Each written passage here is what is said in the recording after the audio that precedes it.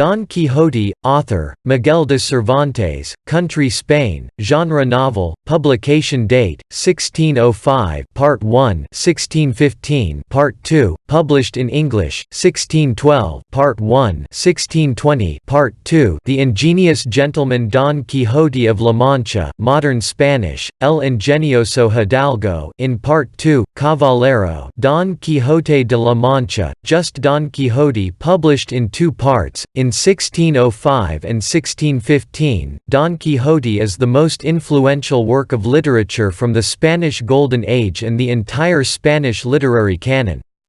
A founding work of Western literature, it is often labeled the first modern novel and is sometimes considered the best literary work ever written. The plot revolves around the adventures of a noble hidalgo from La Mancha named Alonso Quixano, who reads so many chivalric romances that he loses his mind and decides to become a knight-errant caballero andante to revive chivalry and serve his nation, under the name Don Quixote de la Mancha. He recruits a simple farmer, Sancho Panza, as his squire, who often employs a unique, earthy wit in dealing with Don Quixote's rhetorical monologues on knighthood, already considered old-fashioned at the time. Don Quixote, in the first part of the book, does not see the world for what it is and prefers to imagine that he is living out a knightly story. The book had a major influence on the literary community, as evidenced by direct references in Alexander Dumas' The Three Musketeers (1844), Mark Twain's Adventures of Huckleberry Finn (1884), and Edmond Rostand's Cyrano de Bergerac (1897), as well as the word quixotic and the epithet Lothario. The latter refers to a character in El Curioso Impertinente, the impertinently curious man, an intercalated story that appears in Part 1, chapters 33 to 35.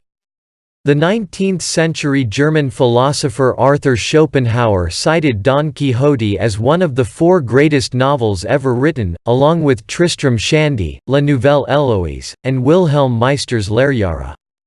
When first published, Don Quixote was usually interpreted as a comic novel. After the French Revolution, it was better known for its central ethic that individuals can be right while society is quite wrong and seen as disenchanting. In the 19th century, it was seen as a social commentary, but no one could easily tell whose side Cervantes was on. Many critics came to view the work as a tragedy in which Don Quixote's idealism and nobility are viewed by the post-chivalric world as insane, and are defeated and rendered useless by common reality.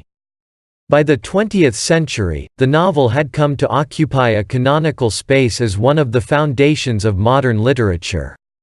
Cervantes wrote that the first chapters were taken from the Archives of La Mancha, and the rest were translated from an Arabic text by the Moorish author Cide Hamete Benengili. This metafictional trick appears to give a greater credibility to the text, implying that Don Quixote is a real character and that the events related truly occurred several decades prior to the recording of this account. However, it was also common practice in that era for fictional works to make some pretense of being factual, such as the common opening line of fairy tales, "Once upon a time in a land far away." In the course of their travels, the protagonists meet innkeepers, prostitutes, goat herders, soldiers, priests, escaped convicts and scorned lovers. The aforementioned characters sometimes tell tales that incorporate events from the real world, like the conquest of the Kingdom of Mainila or battles in the 80 Years' War. Their encounters are magnified by Don Quixote's imagination into chivalrous quests. Don Quixote's tendency to intervene violently in matters irrelevant to himself, and his habit of not paying debts, result in privations, injuries, and humiliations, with Sancho often the victim. Finally, Don Quixote is persuaded to return to his home village. The narrator hints that there was a third quest, but says that records of it have been lost. The novel's structure is episodic in form. The full title is indicative of the tale's object, as ingenioso Spanish means quick with inventiveness, marking the transition of modern literature from dramatic to thematic unity. The novel takes place over a long period of time, including many adventures united by common themes of the nature of reality, reading, and dialogue in general.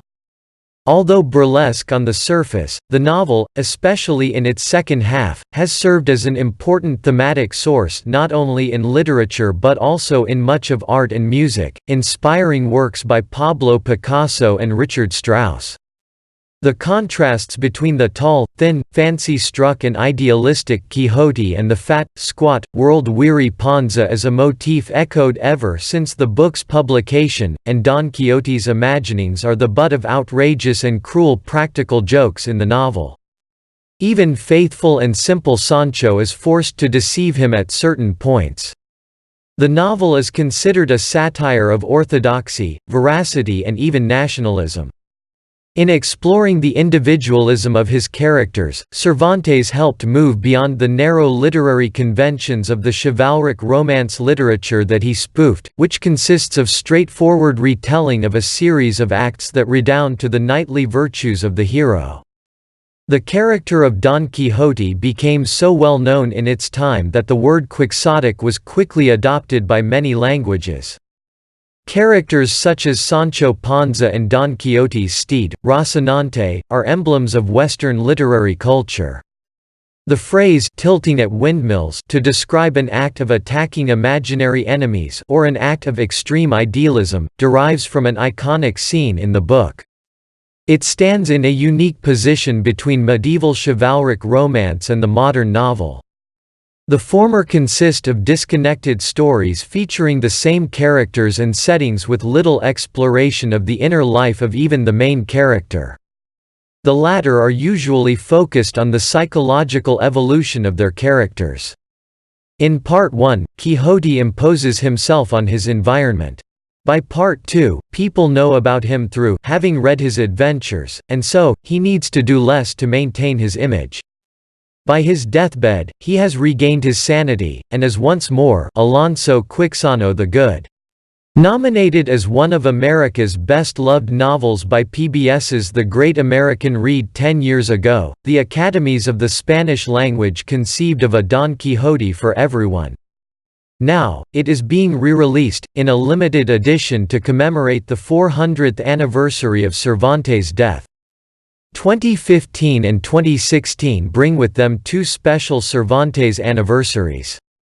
The celebration of the 400th anniversary of the publication of the second part of Don Quixote in 2015 will be followed in 2016 by the commemoration of the 400th anniversary of Miguel de Cervantes' death. As they did more than a decade ago, the Academies of the Spanish language and Alfaguara unite for this celebration with a re-edition of the universal classic directed at the whole Spanish-speaking world. This edition boasts a new prologue written specially for the occasion by Dario Villanueva, the director of the Real Academia de la Lengua Española and president of the Asociación de Academias de la Lengua Española (ASALE). It is complemented by a glossary made up of 7,000 words, expressions, phrases and proverbs, each explained according to its precise meaning in Cervantes' text. The first edition of this Quixote became a huge sales success, unprecedented for a classic work. More than 3 million copies, distributed in Spain and the Americas, made it the most widespread in history. The contextualizing notes about the work, prepared by Francisco Rico, contribute to its educational character and its orientation toward a diverse and non-specialized public. It also includes a series of complementary studies, written by some of the primary experts in Cervantes' consummate book.